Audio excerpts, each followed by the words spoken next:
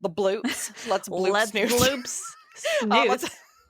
let's just have let's have one episode where it's just all of our outtakes, and we'll call it "Let's Bloop Snoots." I just spit all over my keyboard. Clearly, it's me who's the juicy speaker.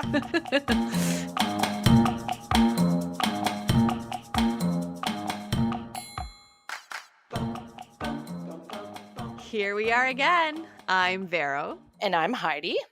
and today we're gonna boop snoots. We certainly are. Today's two topics are body language, doggy body language, and socializing your doggy.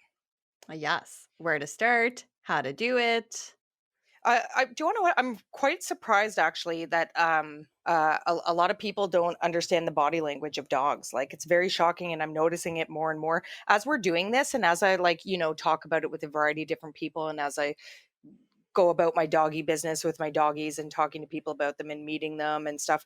It's shocking Yes, that a lot of people have very little understanding about these beasts we love so much and bring into our yes, lives. yeah.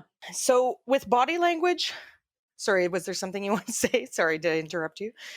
No, I was just gonna talk about some article that I read, but I can mention that later. Oh, okay.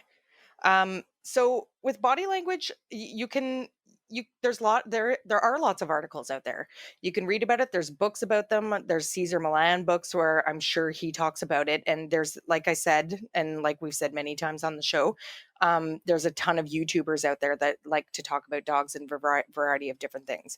So even Yes, Googling or YouTubing body language, it's going to give you a good idea of some of the things to look for. and even watching training videos. Hmm. I mentioned this in our last episode that I'm watching on Disney Plus, the series called Dog Impossible. And you can definitely see, like, a dog's body language on that So, show, the and is different the thing. and what this guy does, he trains like like rescue ones or aggressive dogs? Aggressive dogs. Okay. Yes.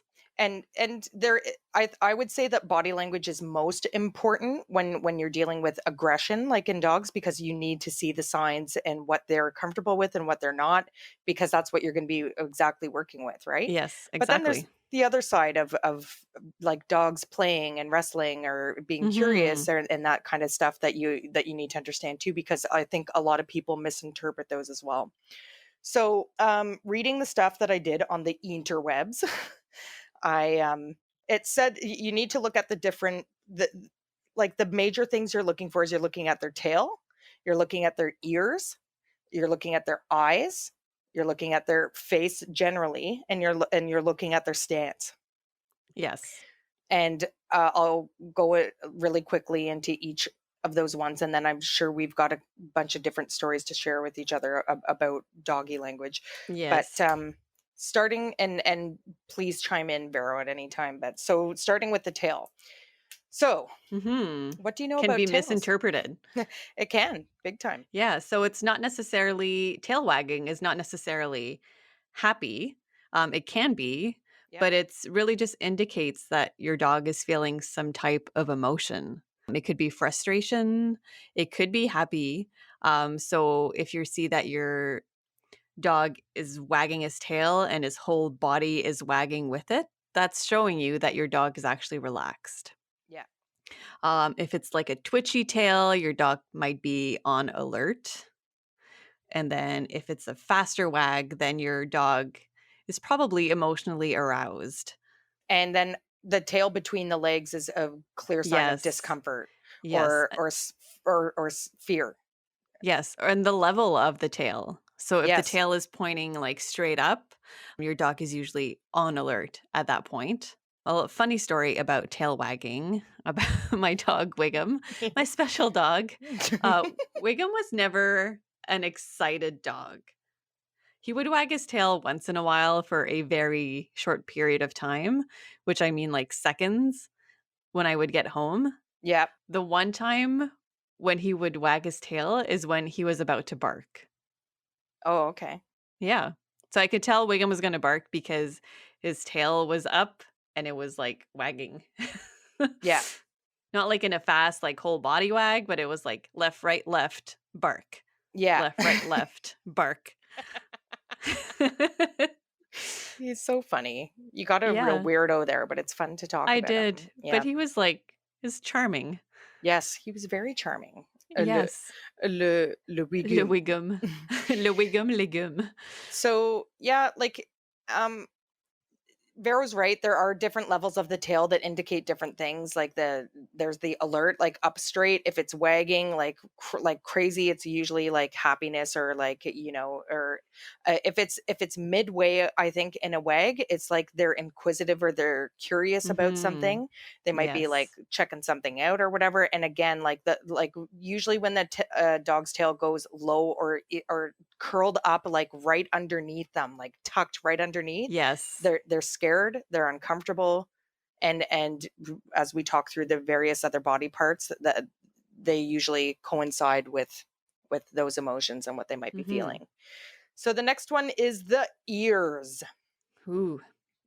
So ears again, they like and have different types of ears. I've always been a hound fan. The floppy ears just get me every time, and the big ear, and the floppier, the better. So Gibbon is a Weimaraner. He's got massive, huge, floppy ears. But then like you get like the shepherds, right, with those super pointy like ears that move around in different ways and stuff like that. So when looking at a dog's ears, when they're pointed straight up, again, that's like alert. Like they're like alert. Yes. They're observing something or checking something out, and stuff like that. And if they're up to usually and we'll slowly bring this all together. So if they're up and the tail's up, like and they're straight and not moving, that's usually like Yes. like they're inquisitive, like or they're looking at something and just waiting, making an assessment on like, okay, am I gonna bork at the stranger? Who is the stranger? Who is this? Like something's going down. I'm checking it out. When the ears are like at rest or whatever, they're just, they're resting. They're like in the neutral position or whatever. And that doesn't tend to mean Yeah. like a whole lot of things. But this is where things can get interpreted differently. So when a dog's ears are down, usually people think that means sadness or again fear or they're uncomfortable, but not necessarily, because now you got to start bringing the different body parts together. So if the dog's ears are like down and the tail is wagging but like at that mid level, so to me when I talk about this, what I'm envisioning is like a leash walk where they're focused, they're straight. And this is where people misunderstand it, because like I remember when I was doing leash training with Becky, Michelle told me like you want the ears down at the side, and not down where they're looking sad. It's like they're down and at the side, and it's because they're focused, they're listening to you, they're walking, they're on a walk. They know Mhm. that if they're, when I was doing, I was trying to get Becky less reactive and also not to pull, because she was a puller and pulling my arm off, right? So I had the prong collar on her. She knew that we're going on a what we call a structured walk, which we'll talk about more later on, and that she's focused on what she's doing. And so her tail was wagging because like we're out on a walk and we're enjoying the environment together, but at the same time she's very focused because she's listening to what I'm going to tell her what to do next. Like, are we going to Yes. stop at the street? Are we going to go over there to that park? And she's just focused on me and focused on what she's doing, and she's not aroused by anything. So she doesn't give a shit that, sorry, I swore again. She doesn't care that squirrel's climbing up the tree on her, right? Because she knows that if she reacts to it, I'm gonna pop her with the collar to keep her focused, because you don't want a reactive dog. I didn't want a reactive dog. So and then there's like when the ears again, but ears down, tail between the legs, they're scared or they're Fear. uncomfortable. Yes. Yeah, it's fear. So When the ears are pinned back, that might be a sign that your dog is about to bite. yes, Yes. you have to put it in context with the rest of the body Yes. though. Yes. If it's just that and then like you said, like their tail is wagging, their body's wagging, Yeah. then probably not. But like if their tail is up straight, twitchy, their body is frozen, Mhm. their ears are pinned back, there's a Yeah. good chance that your dog might be biting Mhm. or is planning or assessing Whether to bite and or not. deciding. Yeah. Yeah. Speaking of body being frozen, so let's talk about posture. So, like I said, if a dog stops and looks like he's stiff, that's a sign that he's on alert. If your dog is hunched towards the ground, it might mean that they are stressed or fear, and the extreme of that would be submissive. And if they have like a forward position, and I read about this, but I'm not exactly sure what that looks like. The offensive, like it looks like an offensive position, like they're Well, it's kind of like so again, like when we talk about a variety of different contexts. So that like body language is kind of sort of hard to talk about on a podcast, even though we're doing it. It will give you a general idea. It's this is where it would be helpful to have the visuals, right? Because mhm. So you maybe it can would have because you can see, and like you mentioned, like this dude on the Disney Plus show there, he will break down. He has a video where he breaks down. He's like, all right, so here we have the ears pinned back, the mouth is doing this, the dog is standing this yes. way, the tail is here, and I can tell you for a fact he's about to bite. And then sure enough, they play out the video and the dog bites, right? Like he's Yeah. very knowledgeable. And one thing that I'll say just overall in general is that it's almost like you hear about like mothers with their newborn babies, and when then they learn the different types of cries, like, oh, that's a hungry Yes. cry, that's a tired cry. You learn your dog and you get to learn their expressions. Like I can look at my dog's face and tell what their facial expressions are, whereas it might be completely different with I don't know if I could read somebody else's dog. I could read the general body behavior, like the body language of other dogs, but like they have facial expressions. They do, They right? do. Like, They do. I remember Vero. Do you remember Vero and I were going to a conference together, and we were waiting at the airport together, and she showed me this video. Remember where Gibbon, or Oh, not yeah. Gibbon, Wiggum didn't like being filmed or Yeah, whatever, and so the you would put it. camcorder. Yes, and he wouldn't even do like a lip lift or a growl or anything. It's just like he would staring it down. He was like staring it down, and when she got too close, eventually he would just go, "Ah," like just a quick little chop of the mouth, like a little, "Ah." Like I just we It's like, laugh. I know it's coming. Yeah. And we would laugh about it, but like, and that's just a little quick video that Vera was doing, like as like a funny thing. But at the same time, if Yes. somebody else didn't know that and they're over it, not knowing Vera's dog at all, and they're like trying to film a TikTok video or something funny to put on Facebook or whatever, he could lash out at them. Like he could like Yeah. bite their wrist or their hand or whatever, right? Like so it's one of those things where you get to learn your own dog, but it's helpful to know like these just sort of general tips in looking at their bodies. So sorry, I totally Yes. like interrupted you there and took over. No, that's But okay. I have a story that's a little bit off topic. mhm, Um, at my parents' place, their living room, they have like 2 couches, and in the middle, they have a coffee table, and it's a little bit tight. And they had people over, and it was busy in the living room, and you know how Wiggum was, like, if he wanted to go somewhere, like, he would just go. mhm, Like, even if, like, he didn't fit, like, he didn't really fit between the coffee table and the people's legs, mhm, but he would just, like, make its way. So I see Wiggum get into the living room, and people have, like, their beers on the table, and I'm like, "Oh god." I'm like, "Hey," I don't know if it was my uncle, but let's say it was my uncle, and I'm like, "Hey, Richard," like, "Uncle Richard, can you just lift your beer for 2 seconds?" And he lifted it, and Wiggum just, like, hit the table a little bit, like, with his bum, and the table, like, toppled over a little bit, and I'm like, I just knew that was gonna happen." exactly, And he's like, exactly. "Oh." Right? Like it's like kids at a Let's restaurant, like the prevent a kids mess. coloring crazily, and you see the elbow, and you're just like, they're gonna knock over their drink. They're gonna knock over their drink, and sure enough, like they do. Like you get to know. But, like, yeah, Yeah. what you're like most other dogs like Gibbon won't walk through. Like, if there's a tight space like that between the coffee table and the couch and somebody's sitting there, he just, like, goes up and, like, looks at them and then just, like, stands there, like, looking at them, like, in the neutral position, like Wakeham would just be like, "I'm getting in." like bull in a china shop. "Here comes the tank." Exactly. That's exactly what he was. Yeah, Like, "Can you just lift your beer for 2 seconds? Go, go, go." And he yeah, did, and I'm like, "Whew." yeah.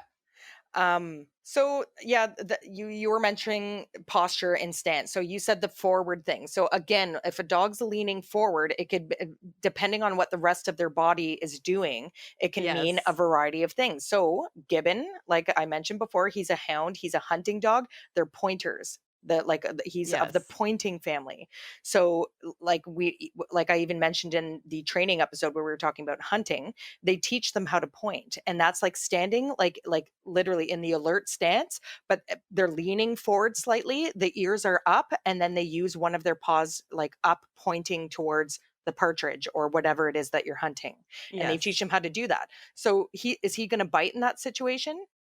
Probably not, because he's doing what No. he's trained to do, like, which is like there's the partridge, there's the bird, there's the goose or whatever, and he stands there like at alert, alerting the hunter of what is ahead.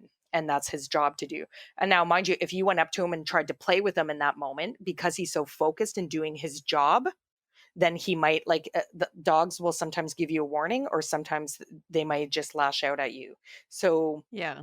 you'll But, notice like, that. another dog, Yeah, might just mean that they're just ready for whatever is coming at them, right? They're in this offensive position. yeah, exactly. And for anyone with a that has a dog with a specific job that they're doing, they'll usually have like a vest or something on it saying like in training or a working dog. And if you Yes. ever see that on a dog, I wouldn't approach, I wouldn't even ask, can I pet your dog? Because chances are, if they're working, you never pet a dog or affection or anything playful with a dog that is like No. working or doing their job.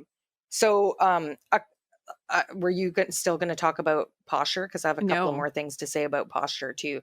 Go Um, ahead. so if a dog is sitting with their back to you, so if they leave their back to you, it means that they trust you. It's like, yeah, I got you. Yes. Like, I'm on front of you, like, and stuff like that. And again, posture, if they roll on their belly and and present their belly to you, that's they're submissing to you and they're very They trustful trust of you. you, Yes. and they trust you. So those are a couple of more things with stance. Another thing too that people don't realize is some dogs, and Becky does this, they'll paw at you, like they'll put their paw on you, Oh, and that's a yes. sign of dominance. So you actually want to like, so if you're petting them and you're like, oh, and like all of a sudden they just have to have their paw on you at all time, Mhm. it's them trying to assert their dominance with you. Yes. And you're thinking, And "Oh, it's so cute, they want more." yeah. And yeah, I think that's all I had to say about posture. There's like all those different things, and it's the way that they sleep too. So same thing, like a dog sleeping with its belly in the air. It's very comfortable in its environment, very trusting Yes, of they're you, very relaxed. and they're relaxed. And yeah, all is good in the doggy hood. Yeah, I think that's it on posture. So the next one was like, we'll talk about eyes and face and the things that they do with Mhm. their face. Eye contact is a very intricate thing with dogs because, we mentioned on the last episode where you want your dog paying attention to you. You want them looking at you, but you don't want them staring you down in the face. So again, I'll use that Wiggum video as an example. Yeah. He's staring at you, and that is a sign of dominance. If you're looking at your dog and they're staring at you, you want them to look away first, because that's them submissing to you. But Yes. so like if you're having a staring contest, which you shouldn't have, but like if I'm sitting on the couch, and I did this with Gibbon as a puppy, because I would always say to Michelle, like, if I'm eating something on the couch, like I look over and Gibbon is like literally like eyes wide open, like staring at me. Like it happened even the other night. Like I was having some popcorn in bed, and Gibbon was like curled up in the bagel next to me, and I'm watching the show, and there was like a break in the show or whatever, and I look over at him, he's like literally like intent, wide eyes, like almost like hyperthyroidism, like staring at me. And I was just like, hey, like no. Or I stared at him back, and I lean into him, and then he cowers down. Like that's Yes. him interpreting my body language as well, which they're very good at. So that's being aware of what their body language means, and then you counteracting with that, Mhm. it plays a huge part in training. When I tell Gibbon to sit at a threshold at the patio door, and I say sit and he doesn't, I take one step into him and he sits down, because he's like, "Ooh, she coming. She means business. Ooh, here she come." So the eyes are, but at the same time, when their eyes are open and alert, same thing, and the tail's up and the ears are up, but they're alert, they're looking intently at something, and it could, depending on the context, it could be a variety of things, but that usually means like Yes. alertness and assessment. Yeah, uh, like, if you can see the whites of their eyes, like the eyes are rolled back, depending on like you said, like what else is going on with their body, that could be a sign that they're about to be aggressive.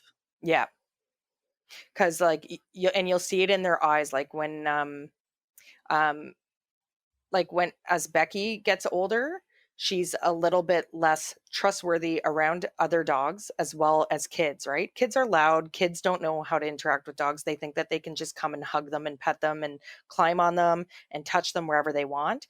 And so it's very important in situations like that and knowing your dog to watch your dog at all times because this is how kids get bitten. Like Yes. every time and people don't Yeah. know what the warning signs are. And Yeah. even I didn't for the longest time. So when we talk about eyes and face, a very obvious like sign of aggression with the dog is you see the lip lift, like the snarl, like sort of starting to happen. Like Yeah. they start, you see their lip kind of quiver, but it's going up on one side and they're Yeah. showing their teeth. Anytime a dog shows Or their they curl teeth, up their upper lip. yeah, Mhm. that's bad news bears. That's like now you're backing them into the corner and they're getting ready to do something about it, right? Yeah, they're gonna charge. So anytime I see it, like I said, Becky or like Scraps when he was older, because dogs, it's just like people. Like the older ones sometimes just can't tolerate like anything young anymore, and that's fair. And that's fair to them. But now Yeah, you have to manage that in whatever environment that you are bringing your dog to participate in, right? yes. And just like the tail wagging, that could mean something negative or positive, um, the raised hackles. So Yes. the fur along their spine, sometimes that can stand up, and they don't have control over that. It's just like when we have goosebumps. It's instinct. Yeah. Yeah, the dog's emotionally aroused. It could mean that they're excited. Could also mean that they're uncomfortable or they're scared. Or that they're getting ready to aggress, like that something is seen as a threat and they're ready to Yes. they're in they're in defensive mode. Yes. With the eyes and face, another one that I didn't know is that they lick their lips when they're uncomfortable.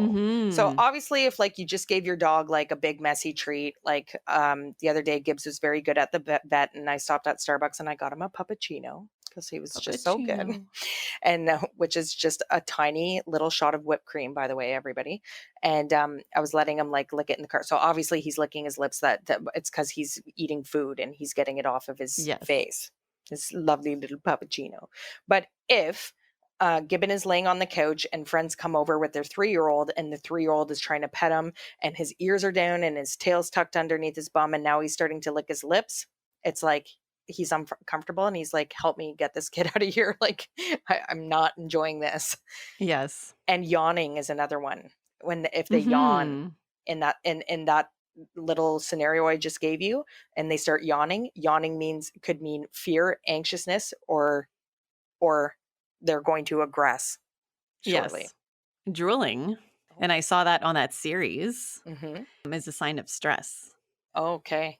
So on the series, there was a couple that had 5 bulldogs, and there was, like, a weird, dynamic between 3 of them, and they took the 3 of them to the dog place, like, rehab place, and they discovered that the bully of the gang was not the one that they thought it was, and that dog that they thought was the bully would go into the corner and drool Hmm. because he was stressed. Yeah. Yeah.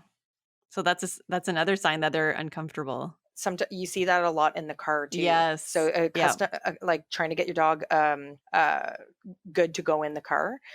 The first couple of car rides you'll see them drool a little bit. Some people think it's motion sickness or it's whatever, but it could just be stress. They're just like, oh god, this is feeling so uncomfortable, like Mhm. a moving car. I think like Gibbon drooled a bit in the beginning, but he got comfortable with the car pretty quick. You think it could also be that they're a little bit nauseated?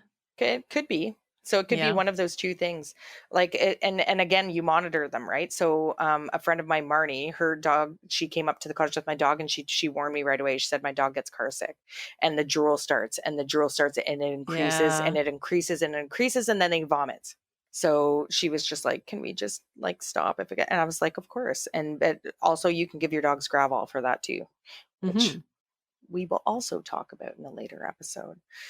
So yeah, so talking about body language, like I said, it's very I would turn to the interwebs for it because like I said, there's a variety of different videos. There's this guy here who deals with aggressive ones, and I think it's the aggressive. I mean, you want to watch their behavior general because you want your dog to live a happy life and a comfortable life with you. You want them to trust you and to Yes. know that you're looking out for them. But aggression is a big one that is just leads to harm and uncomfortable for everybody involved. So Yes. pay very close attention to those. Yeah. And Um, nobody knows their dog better than their owners. So if you take away anything from this episode is just be attentive to your dog. and just to give you a couple of examples, and like I mentioned at the beginning, it was very shocking to me to see like how little people like understand the dog behaviors. And there's even so one person in my neighborhood, I live right across the street from a park, and every day at around 3:30, all people from the neighborhood come. It's the same people that come generally to the park at the same time, and the dogs play with each other, and some are off leash and some are on leash and all this sort of stuff. And we have chats with each other about our days, our jobs, and other dogs in the neighborhood. We gossip about the neighborhood dogs The and bully, the bully, the the herder. the herder, the like all the different ones. So one of my neighbors was talking about this woman that was coming to the park, and so he has this like a shepherd mutt named Jethro, and Jethro, he plays with a lot of the different one, but for some reason, like he bully Gibbs all the time. So if Gibbs goes to try to play with the ball with like the rest of the dogs, he barks and barks. If Gibbs tries to run around and chase like other dogs where they're playing and stuff, Jethro's we call like his owner calls him the fun police. He breaks up all the fun that's like happening Aw. and stuff. But Jethro does like to play with the dogs the odd time. So this woman was coming into the park with her dog, and Jethro's standing there, and his, like you mentioned, the hackles were up, but his tail's up and wagging, and his tongue is out, and he's panting, and the ears are up, and he's doing a bit of a head tilt. So he's curious. He's seeing this dog coming, and this woman freaked out, and she was just like, "Your dog is aggressive. Your dog is being so aggressive." And he was like, "What are you talking about? Like his tail's wagging, like he's," and she's like, "Oh, look at him, he's gonna bite, and like, you should have him leashed, and what are you doing?" And she just like completely like lost it on him. And he was just like, I can't believe this lady has a dog and can't interpret like that behavior Yeah. appropriately. Because Jethro, as much of a bully as he has never been aggressive to any one of the dogs. And every time you hear somebody say, "Oh, my dog's never been aggressive," I'm not saying that it's not going to happen. A dog can be aggressive in any given situation, and that's why you Mhm. have to watch them and monitor like these behaviors. Like we said, behaviors and body language helps you interpret how a situation is going to go. But that situation was Jethro was excited to play with this new dog entering the park, but she Mhm. saw it Yes. completely differently and was like, "You better leash him up right now or I'm calling bylaw on you." And like they had this huge confrontation. And then like a couple of days later, he saw her and she came and apologized to him, and she said, "I'm really sorry about the way I behaved the other day. And I was just like nervous about your dog." And he was like, "Okay, that's fine." She's like, "Maybe we can go for a walk together." And then like she just like never took him up on it. Anyways, one more example I want to give to you, and then we'll move on to our next topic, which is socialisation. I just said it very weirdly and in French. But when Gibbon was a pup, a close friend of ours, Joyce, also had a Great Dane pup, Luna. She's gorgeous. She's like this huge, Yes. massive black beast. She's like the black stallion. So adorable. And Gibbon, as a puppy, like looked like a mini me of Luna because Luna was like massive, right? But they're very Yeah. similar. Like they have like the Big same shiny ears. coat, the big floppy ears, like very similar. They were so cute. And so to wear them both out, I would bring Gibbon, we would have play dates together, and I would bring Gibbon over. So Gibbon would come over and these two would just roughhouse, and we would clear the living room out and they would just roughhouse together. So watching dogs play together, okay? They bow to each other with their bum up in the air and the tails going. We forgot to mention that in the posture actually. When they bow to you, Oh, yeah. that's playfulness. Playful, They want to yeah. play. They're like, "Come on, let's do this. Let's have a good play. Let's have a good rumble." and they would just roughhouse, and they do present their teeth, and they gnash at each other, and they chase each other, and they turn around quick on the spot, and then again into the downward position, and then they go at Mhm. each other, pawing at each other, and "Ah," they make like growly, rumbly sounds. So Joyce and I are sitting there because I could watch dogs play like that literally for hours. I find it so entertaining. Like, Yeah. you know how they have the, like, aquarium channel with, like, fish falling? They should just have one for like, 2 For dogs dogs playing. playing, yes. Oh my god, that's another brilliant marketing Oh idea, my Vero. god. Let's do it. Copyright. Yep, and, it's just so entertaining to watch, right? So Joyce and I are sitting there and, like, laughing and, like, pointing out their different funny little behaviors and watching what they're gonna do next and laughing and laughing and laughing. Joyce's son comes downstairs, and he completely freaks out. He's like, "Oh my god. Oh my god, what are you guys doing? Like, they're fighting." And he was so upset because Oh, sometimes dog play can look aggressive, right? Like, with the yeah, gnashing of the teeth at each other, and we were like, and the "No." sounds and Yeah, and the sounds they make and, like, the way they move and stuff, but we were like, "No, no, no, no, this is how dogs play." Like, when they bow to each other like that, that means, like, "Come on, let's play." And, like, look, like, they're and we sort of broke it down with him because he was like, "Oh, I don't know if I like this. I don't know if I like this." He's like, "Make them stop, make them stop." And he could not bear to watch it. And wow. whereas Joyce and I were having, like, living our best lives, being like, "Let's do this all day." But, so that those are the instances where it's very clear, or even like, the friends of ours who just recently got a puppy for their kid, knowing nothing about dogs, and just saying, like, I'm playing with their puppy Yeah. at the park, and they're like, "Is this normal? Like, should he be jumpy like that? Like, should he be doing like, no, and he's too young for training." And I'm like, "No, training No. starts day one." Like, but Mhm. people get dogs not knowing literally anything about them. And it's very important, depending on what you plan to do with your dog, to know about behavior and to know about body language. Yes. And that's all I got to say about that. Are, On to are we moving on to s socialization? socialization? Yeah, Vero says it better. Socializations. Like you said, it starts day 1. Hmm. Day uno. Hmm. We were talking about this earlier. So you can start your dog, and before we start, socialization means different things to different people. Even when I got Wiggum, to me, socializing Wiggum was socializing Wiggum with other dogs. That's all I thought about. But there's other things to do to socialize your dog. And you can start with simple commands at home. Day one, first day you have with your dog. So sit down, give their paw, stay, give them treats, reinforce it, and then move on to taking your dog outside with more distractions once they've mastered it inside, and to teach your dog to focus on you. So, like we mentioned in our last episode, to watch you, and then you have your treats in your hands that are extended, you're moving them around. And as long as your dog is looking at you, you can give your dog a treat, and then you keep going and you increase the distractions. And that'll help socialize your dog so that when he is in a situation where there's a lot of distractions, like at the dog park or in a store, if you're bringing your dog to a store or at another person's house, then they're well socialized. They don't become this dog that doesn't know how to act around a bunch of people or Different environments. different environments. Yeah.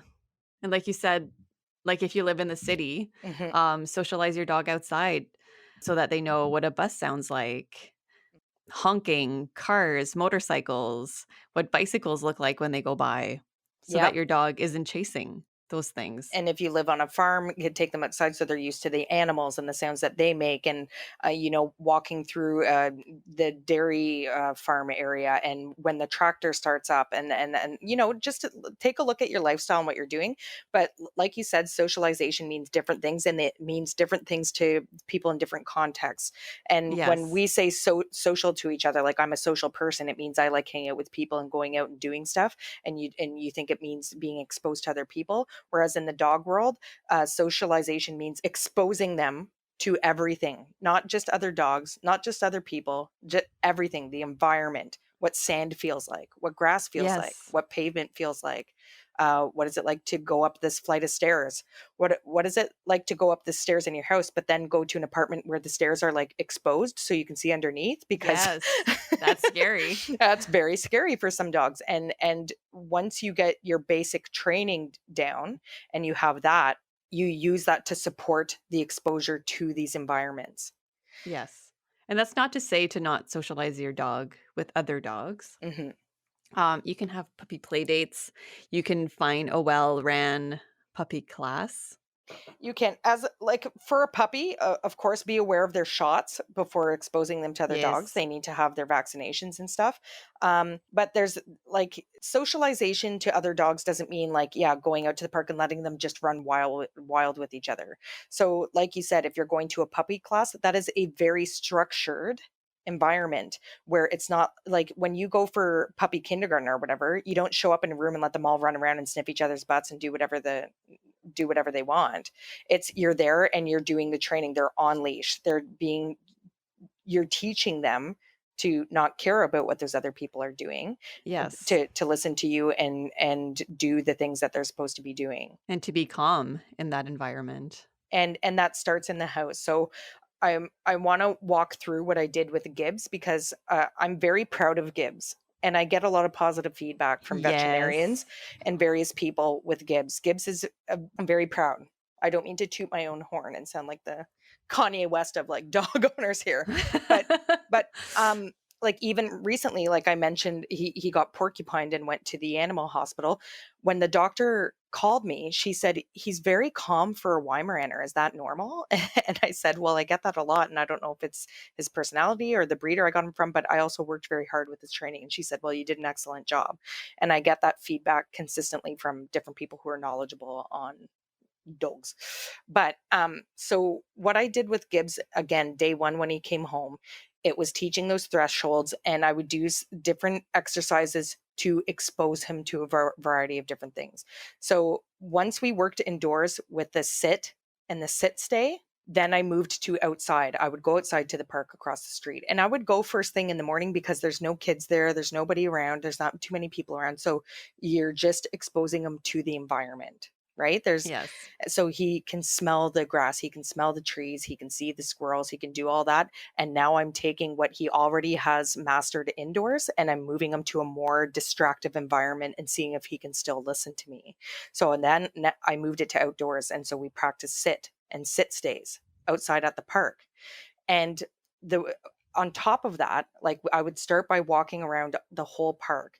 And Stony Dennis, like I mentioned in his puppy training video, talks about this exploring them to different terrain and getting them to climb up on this tree stump over here and get them to jump up on this park bench. And yeah, way to go, because you want them to develop their muscles as well. Mhm. And all these things that I'm talking about are socialization. So I would take Gibbs for a walk around the park. There was a tree stump at one corner that they cut down like years ago or whatever. I'd make him get up on it, sit on it. Good boy. Hand feed him some of his food. I would take him into the play structure area. And again, like I would go at like 6 in the morning. So there's no kids out yet. And he would feel the sand. And I would walk him around the sand for a bit. I'd make him go up the stairs of the little kiddie play structure and I'd make him go down the slide. And good boy, way to go. So like, he's experiencing what a slide feels like and to walk up those stairs and to jump off like that one platform where like, the little like Yeah. swingy thing is or whatever.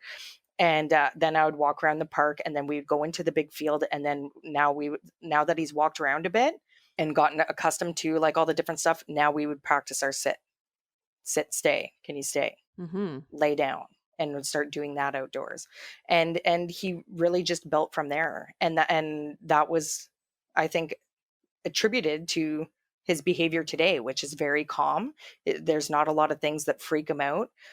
When Yeah. my the only time I can remember him reacting to a sound was when my son started high school and had to choose an instrument, and he chose the trombone.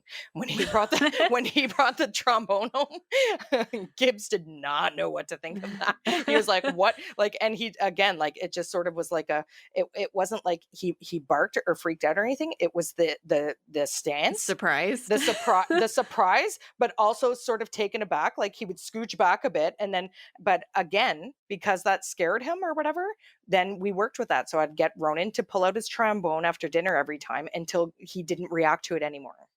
And you Yeah. do that by, okay, sit. And like when Ronan would blow his trombone and he would sort of like freak out, and I'd say, sit, because he trusts me. We've built this Yeah. relationship together. He Yes. knows when I'm telling him to sit and calm the hell Yeah. If down. mommy says If I mommy can says sit, sit, I yeah, yeah, then it's time to everything is sit fine. and everything's fine. Or I'd say place. Okay, go to place. So he would go lay down and he couldn't leave until I said, and if he tried to leave when he played the trombone, and I didn't have Ronan playing it right up into his face and like this big shiny noisemaker thing. Ronan would be in the dining room and Gibbs would be in the other room, but his instinct, was still like not nervousness, not sure what to do, sort of walking Mhm. around circles, like he wasn't shaking or anything like that, but you could tell like he was just like, I do not know what to do with this thing that Ronan's doing. And so by telling him to sit or keeping him in place to lay down, that's just like, do you want to know what, dog? You don't need to worry about it. Trust that I know that Yeah. you don't need to worry about it. And so after a while, after a week, he didn't even care about the trombone anymore. Yeah. And And if you that, build that trust, then that should just be enough. exactly. And that, my friends, is proper socialization. Why do I have such a hard time Boom. saying that word? Am I saying it weird? Socialization. Socialization. So, again, I know we've said it like multiple times now, but I'll say something a little bit newer this time, is that I'll use different words. when you get your dog, think be mindful of your environment, your lifestyle, what you plan to do with your dog, what types of events happen in your direct environment in your home, and think Yes. about how you want your dog to behave when those things happen. And then choose your exercises and training to work towards those goals. Yes. And that too is a big part of proper socialization and repetitiveness. Do it again and again and again and again and again and Mhm. again and again. And again. Yes. Yeah. Do you have anything else to say? No. Should we play a quick game of boop or snoot? Yes. All right, you got one or do I got one? I have one. Okay. Although it's not quite like a dog toy. Okay. It's for the owner and the dog. All right. So, boop or snoot. Furbocam. Okay, now explain to me the workings of the Furbo Cam because I don't think I understand how this thing works. So, the Furbocam you place like in your home and you download this app on your phone and then you can see your dog. Like wherever you are, you can see your dog and like you can speak to your dog and it throws treats at So your there dog. so there's a button on the app where you can release a treat from the device. Yes. Yes. And do you Now, have I to don't know about the talking to your dog like while you're not there Yeah. and giving treats, but I think I would just like one. I guess I could just get any type of camera for that. I'd be just curious to see what my dog is up to So during the you day so you would be a boop? while I'm at work. A boop? Yeah, A I'm a boop for boop. you? My question is, and I don't know if you know the answer to this or not. Do you have to pay a monthly fee to have this on your phone? Is it like the Nest Cams and stuff like that Ooh, where you have to I record? don't think so. Okay. To me, I'm oh, actually not this sure if you can talk to your dog. I think you can. I think you can. I've seen advertisements for it where they talk to Yeah. them. And then you can actually buy I think there's 2 versions of it that you can buy, and one you can take selfies, like, of the dog that's up to the camera, so it's, like, a lot of pictures of your dog with, like, their snoot at the camera. I'm on the fence with this one because what and I'll probably boop it. I like the idea of being able to look at your dog during the day just to see what they do Yes. because I'm kind of curious what they do when you're not around. I don't know whether I like the treat portion of it or not, Yeah. or the talking part, because to me, if you're going to be Might correcting, freak your dog. yeah, it might spook them a little bit, but again, you can train them to be comfortable with it just fine. But if you tune in and your dog's chewing the couch apart, what are you going to do about it if you're not there? Because if you say, "Hey, stop," and then they don't listen to you and keep doing it, there's no consequence. Yeah. But I'm going to boop it anyways because I want to know what they do during the day. Yes. Boop. I was curious to know, like, what Wiggum was up to during the day. He's probably sleeping all day, but Yeah. I wonder if yeah. Gibbon and Becky play while we're gone at work. Yeah, I might. Sometimes I'm curious about the cam. Hmm. Hmm. Hmm. All right. You would need, Boop. like, more than one camera, though. Well, no, because then I could just keep them in one room. So, Michelle has a camera. It's not a Furbo cam though, like no treats or anything like that, but she has a camera so she can see what Nikita's doing while she's gone. Yeah. Yeah. So, like, it's funny because we went out for dinner once and she's like, "Oh, I'm just gonna see what she's up to." And she'd like pull out her phone and have a look. She's like, "Look, there she is." I would not get any work done. I'd watch my dog all day. Yeah. So maybe it's like maybe this one is like a 60% boop, but like a 40% snoot. A snoop. A snoop. All right. Well, that wraps up today's episode. We'll see you next week on Boop Snoots. A boop, a snoots. Bye-bye.